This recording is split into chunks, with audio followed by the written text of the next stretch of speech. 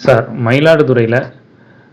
மயிலாடுதுறை மாவட்ட மதுவிலக்குத்துறை டிஎஸ்பியினுடைய வாகனம் எந்த காரணமும் கூறப்படாமல் திரும்ப பெற்றிருக்காங்க. அவர் காலையில் தனது வீட்டிலிருந்து அலுவலகத்துக்கு நடந்தே சென்ற வீடியோ மிகப்பெரிய அளவில் வைரலாக இருக்குது. அரசியல் தலைவர்கள்லாம் கண்டனம் தெரிவிச்சுக்கிட்டு வராங்க.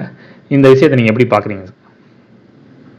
தமிழகத்தினுடைய காவல்துறைக்கு பொறுப்பேற்றிருக்கக்கூடிய தமிழகத்தினுடைய முதலமைச்சர் மு.க. ஸ்டாலின் அவர்களுடைய நிர்வாகம், அந்த நிர்வாகத்தினுடைய அவலட்சணம் இன்றைக்கு மயிலாடுதுறை துணை காவல் கண்காணிப்பாளர் மதுவிலக்கு பிரிவு அவருக்கு ஏற்பட்டிருக்கிற அந்த இழி நிலை மூலமாக நாட்டுக்கு தெரிய வந்திருக்கிறது.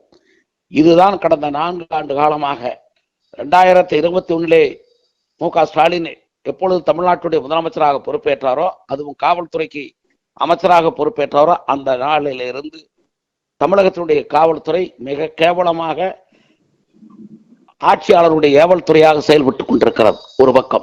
இன்னொரு பக்கம் யார் இதற்கு பணியவில்லையோ தங்களுடைய கட்சியினுடைய நிர்வாகிகள் மூலமாக எல்லா பகுதிகளிலுமே, மயிலாடுதுறையில் மட்டுமல்ல தமிழகம் முழுவதுமே சாராய கடைகள், குறிப்பாக மது கடைகளை சந்து கடைகளாக பல்வேறு இடங்களிலே அவருடைய அறிவிக்கப்பட்ட இடங்கள் இல்லாமல் அறிவிக்கப்படாத பல இடங்களிலே விற்பனை செய்வது, அது இல்லாமல் கூடுதலாக அங்கே இரவு நேரங்களிலே, அதுவும் கல்வி நிலையங்களுக்கு பக்கத்திலே கூட பல்வேறு இடங்களிலே இன்றைக்கு போலி மது என்று சொல்லுவதை விட காய்ச்சப்படுகிற சாராயம், எரிசாராயம் போன்ற பொருள்கள் விற்கப்படுகிற நிலை, அது திமுகவினுடைய நிர்வாகிகளாகவே செயல்படுத்தப்படுகிறது. அதுதான் கள்ளக்குறிச்சியில் நடைபெற்ற அந்த கள்ளச்சாராய சாவுக்கு கூட அதுதான் காரணமாக அமைந்தது.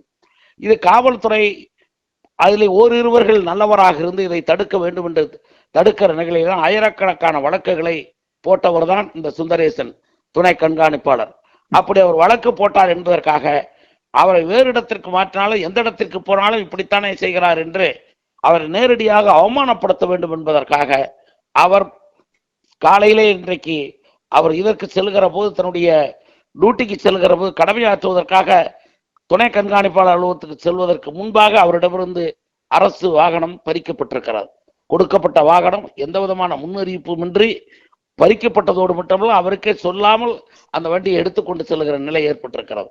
ஆக இதெல்லாம் தமிழகத்தினுடைய முதலமைச்சராக இருக்கிற ஸ்டாலின் அவர்கள் இயலாமையால் செயல்படப்பட முடியாமல், தன்னுடைய துறையை கட்டுப்படுத்த முடியாத ஒரு சோம்பேறியாக, இன்னும் சொல்ல போனால் ஒரு உச்சக்கட்ட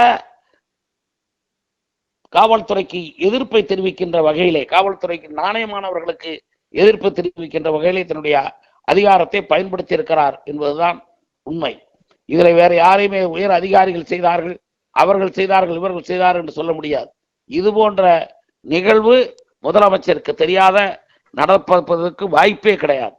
ஆக இதற்கு பொறுப்பேற்று முதலமைச்சர் உடனடியாக பொது வெளியிலே மன்னிப்பு கேட்க வேண்டும், அல்லது முதலமைச்சர் தன்னுடைய பதவியை ராஜினாமா செய்ய வேண்டும். நன்றி சார். வணக்கம்.